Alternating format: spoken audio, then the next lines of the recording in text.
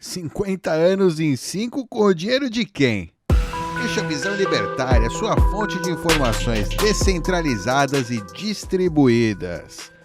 Juscelino Kubitschek governou o Brasil nos anos de 1956 a 1961. A principal marca do seu mandato foi o desenvolvimento de estradas, de indústrias, principalmente da indústria pesada, e o projeto de construção da nova capital do país, Brasília. Como devem imaginar, esse desenvolvimento é no sentido mais progressista possível da palavra. Juscelino Kubitschek fez jus aos dizeres na bandeira do Brasil, ordem e progresso. Isso não é um elogio. Esse progresso não tem nada de progresso. Não é possível afirmar que a população demandava pela existência de Brasília, nem mesmo pelas estradas ou indústrias da região. Juscelino tirou o dinheiro da população e da iniciativa privada, e isso, em hipótese nenhuma, é eficiente para o desenvolvimento de um país. Fora o aspecto ético que JK simplesmente atropelou. Fazendo um retrospecto do seu mandato, ele assumiu a presidência em 31 de janeiro de 1956, em meio a uma forte crise política.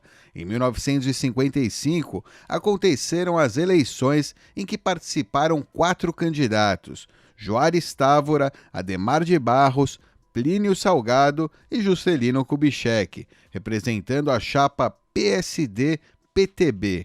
A campanha de Juscelino foi marcada pelo discurso populista que incitava uma necessidade de desenvolvimento do país. Para concretizar essa ideia, foi lançado o slogan que ficou famoso no seu governo: 50 anos em 5. Sua campanha deu certo e ele conseguiu assumir o poder, pois tinha o apoio de grupos como os corporativistas, os comunistas e os militares. Já no início do seu governo, ele apresentou o seu plano de desenvolvimento econômico, em outras palavras, socialismo econômico, que ficou conhecido como o Plano de Metas. Tal plano tinha como objetivo 31 metas, onde os investimentos seriam direcionados às áreas de energia, transporte, educação, indústria pesada e alimentação. No caso do transporte, o governo gastou consideravelmente na construção de estradas.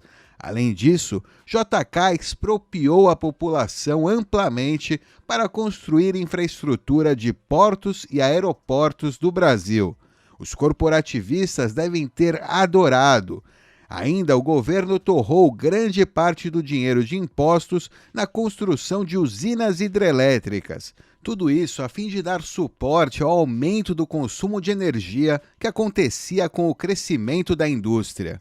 Olha só como o JK era brilhante. Em vez de privatizar o mercado e abrir a livre concorrência no mercado de energia, o que estimularia empresas a investir na área, ele foi além e roubou o dinheiro dos brasileiros para criar hidrelétricas estatais, mantendo a ineficiência do setor energético do país.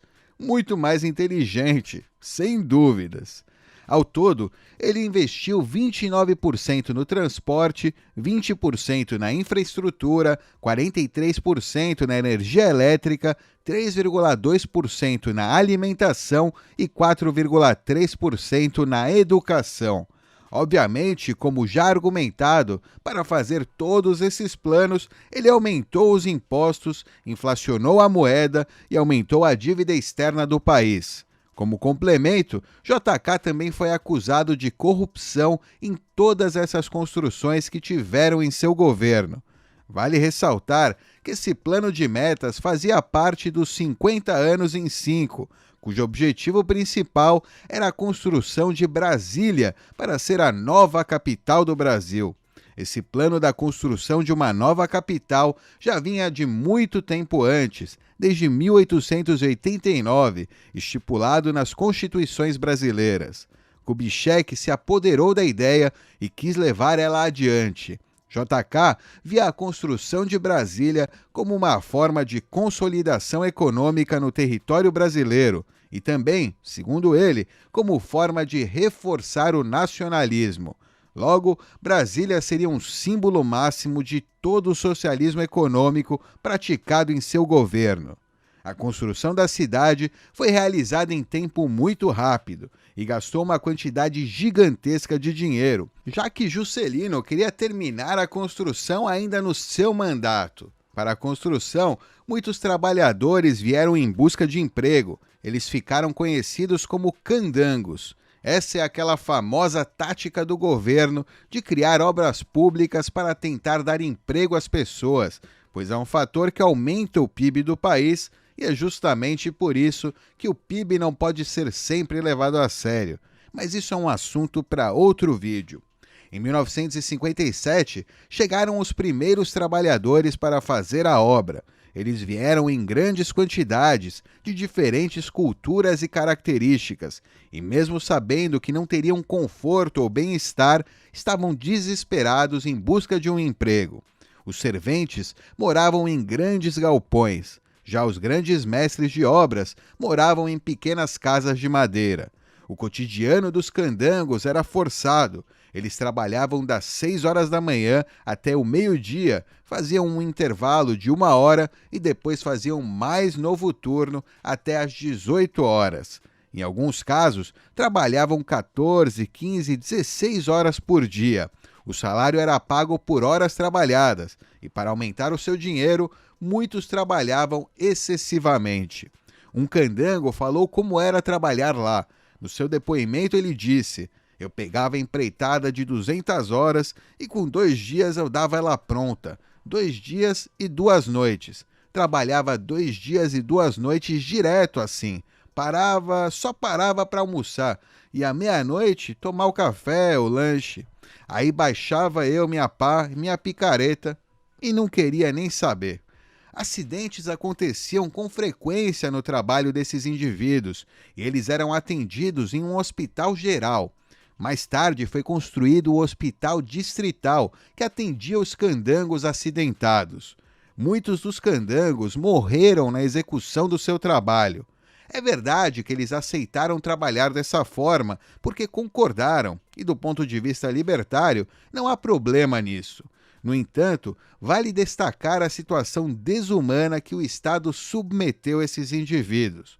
Como sempre, suas próprias leis não se aplicam a eles mesmos, mas muitas vezes punem o empresário por situações infinitamente mais irrisórias do que a situação dos candangos. De modo exposto, dizem que Kubitschek alcançou resultados incríveis na economia, mas isso só foi possível pela cobrança de impostos dele e a grande inflação. Ele agravou muitos problemas no Brasil, em vez de desenvolver, como ele mesmo afirmava. Segundo os historicistas socialistas, JK investiu muito pouco nas áreas de educação e alimentação. Por isso, JK teria agravado o problema da produção de alimentos, da distribuição das terras produtivas e da disponibilidade de vagas nas universidades. Mas fala sério, se teve uma coisa que Juscelino Kubitschek não fez, foi poupar a população de investimentos centralizados, que culminaram em posterior desastre econômico. Suas medidas agravaram-se e trouxeram uma crise nos anos 60. Além disso, devido ao seu projeto de 50 anos em 5, estima-se que a dívida externa tenha ficado cerca de 3 bilhões de dólares.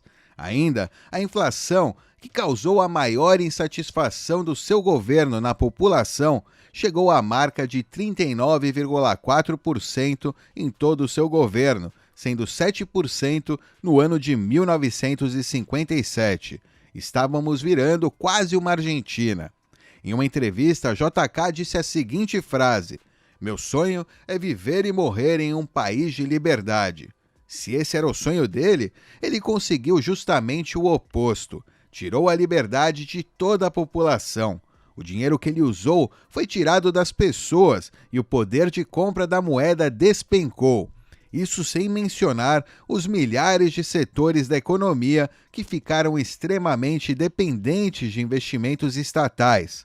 Juscelino seguiu sim um princípio de liberdade: se livre do seu dinheiro e dê ele a mim. E foi assim que JK saiu nos livros de história como o cara que melhorou a economia do Brasil.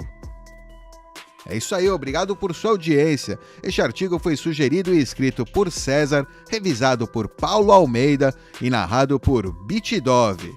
Se gostou do vídeo, clique no ícone de curtir aqui abaixo e compartilhe em suas redes sociais. Se quer ser notificado de novos vídeos, clique em inscrever-se e depois no ícone do sininho. Até a próxima, tchau!